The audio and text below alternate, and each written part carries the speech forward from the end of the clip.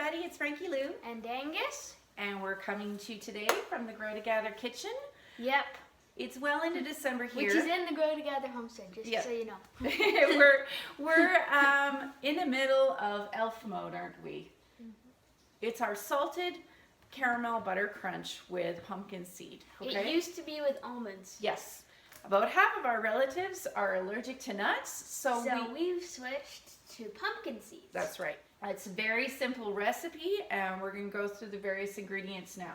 So first of all, oh, and by the way, this is not low fat, and this is not healthy, okay? It's just delicious. And isn't that what Christmas is about? Well, right? It has salt in it, and you need salt to survive. So it's much salt.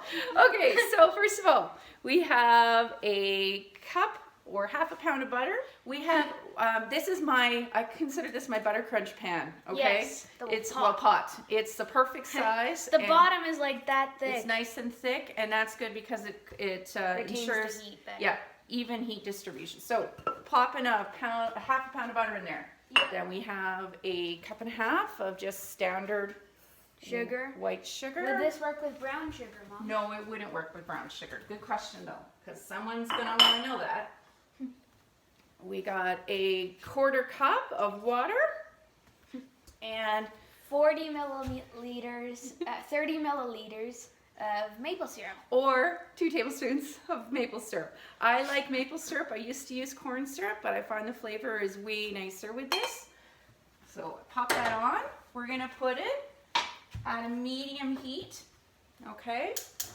Yep. And we're also gonna put, sometimes I get busy doing other things, and we're gonna put our timer on 15 minutes, because it usually takes around that. I found with this stove, my old stove, it took 20 minutes, so keep an eye on it.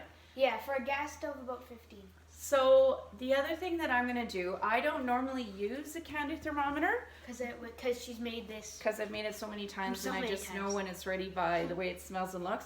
But for those of you who haven't made it before, I'm going to record the temperature that we pull it off today so that you can know what it is. So we're going to pop that on there, on the edge, so that it is in the candy solution. And while that's preparing, that's going to take about 15 minutes.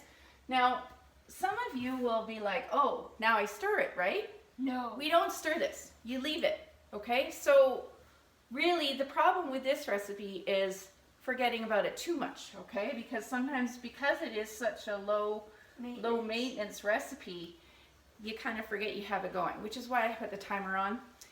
While that's preparing, we're just gonna, Angus, can you Angus is gonna line a basic cooking sheet with some parchment paper.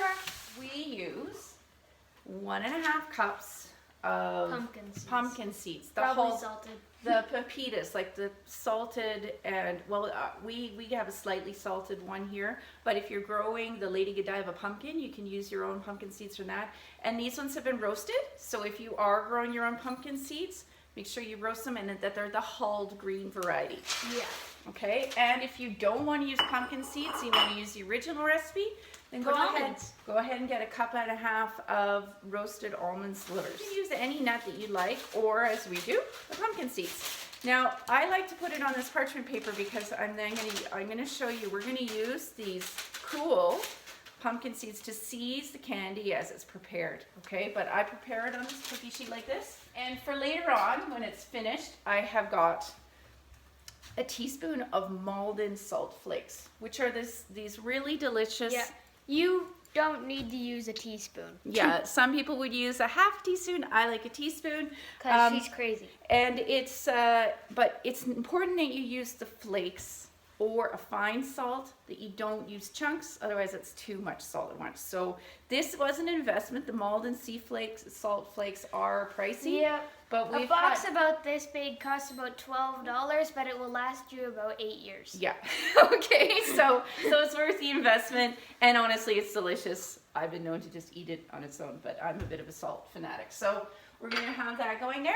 We're gonna come back when the when the Buttercrunch is ready to take off. We'll show you how it looks, because that's how I tell. I tell by the smell. We can't show you the smell, obviously, in this video. Of course you can. But we can show you what it looks like when it's ready to go. And we'll come back to you when that's ready to go. Okay, we'll see you soon. So this is what the Buttercrunch looks like as it is starting. You see the butter's melting, it's starting to bubble at the side. The thermometer is in the pot and it's at medium heat, just bubbling away. Yeah. And I'm not stirring it. I know that seems crazy, but it's important. It doesn't work as well if you stir it, so we just leave it alone. Okay, so right now the candy's been boiling for about 13 minutes, and you can see there's lots of sort of darkening color. What's it smell like in here, Angus? Caramel-ish. Buttery, right? You Yeah. can smell that buttery. Butter, There's this- caramel. and it really is starting to change rather quickly. Yep. We're almost at the point where I'd say this is going to be about another minute, and then we'll take it off. Okay, Angus, the timer just about went off there. I turned it off, and what do you think? Is it ready? Yeah, looks like it. Okay, so that actually looks pretty darn perfect. It's starting to get sort of almost this really dark part, and that is the time that you want to take it. So, Yeah, Angus, we're going to take it off the heat, but even if we just leave it like this, It will keep cooking. it'll keep cooking. So, Yep. so and Angus, the current temperature is a little yeah, I less find than that 170. if we look at, it's just a little under 170 degrees. Pour it in there. There we go. I like to use a spatula that's silicone.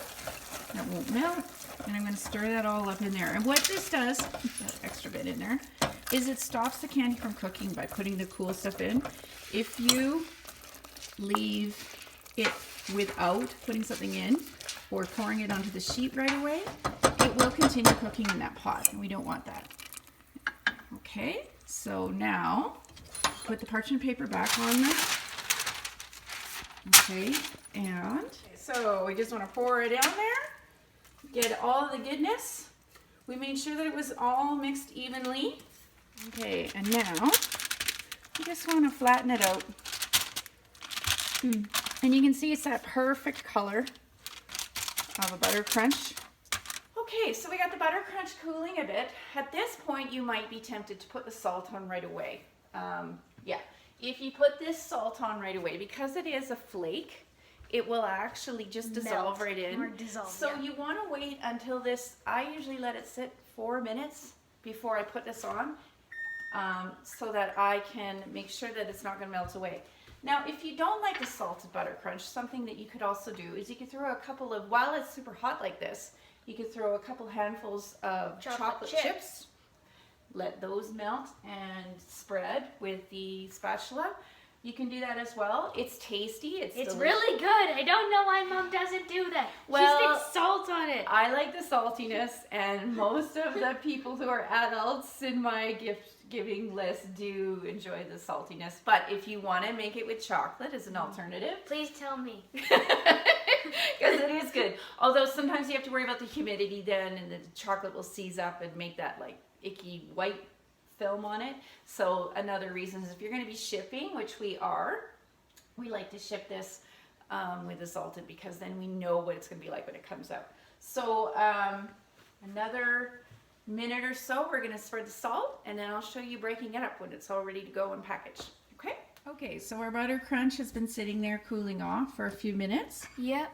Now So now you can tell it's ready by the way it doesn't radiate off as much heat as it used to. I'm going to use my finger.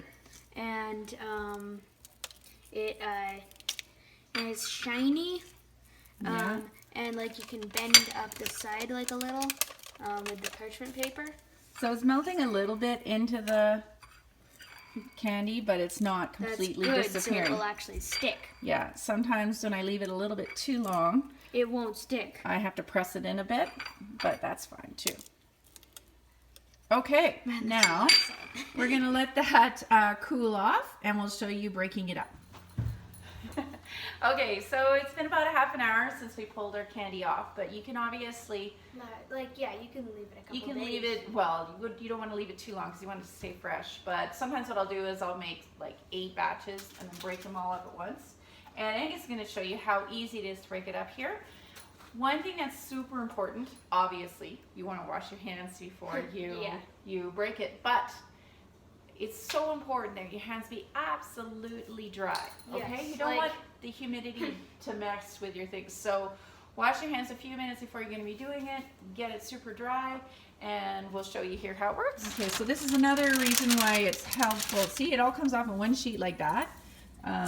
Angus likes to have fun with it, but good job, kids. You don't want it flying all over the place, but or you can, just do it gently if you're not needing to get any aggression out.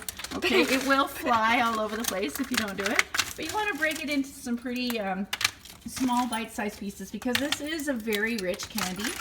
Okay, and yeah, like I remember like finding something about this big, and I ate it, and I was like, whoa. Got a little, okay. All right, so we're gonna break that up, and then we'll just talk about how we send this off and how long it lasts. Okay, so Angus has done a really good job of breaking this up. And I'm trying to get him away from it, but he's just eating the stuff. But there you go. That's a nice bite-sized piece of our pumpkin seed Buttercrunch. As I said, Break it up into small pieces. This stuff is pretty good. It's very rich. Okay, but it's really tasty. You can use almonds if you prefer, but we find a lot of people like the pumpkin seed because it's a little softer. And we've had a lot of people say that even if they didn't have a nut allergy, they want the pumpkin seed stuff. You can reduce the salt if you like. I use a full teaspoon. Angus finds that a bit salty, so go for half a teaspoon if you want. Yep. You can also Or put chocolate on it. yeah, That's the smart thing to do. Angus is a big fan of the chocolate. I find that for shipping though, putting the chocolate on is not the best. So what we do is we break this up. We put it in. I like to send it out in little tins. Okay. It'll keep for a couple of weeks like that at room temperature, but it won't last that long, okay? And just you need to sort of monitor your eating this because you could put yourself into a coma pretty much with the amount of fat and sugar that it's in it. But it is delicious. It's easy to do. We're gonna make batch after batch after batch of this. Okay. And if you want, you can subscribe to see what we're up to on the Grow Together Homestead. And like we always say, make sure you take today's chance to grow together. Have a great one, everyone. Bye.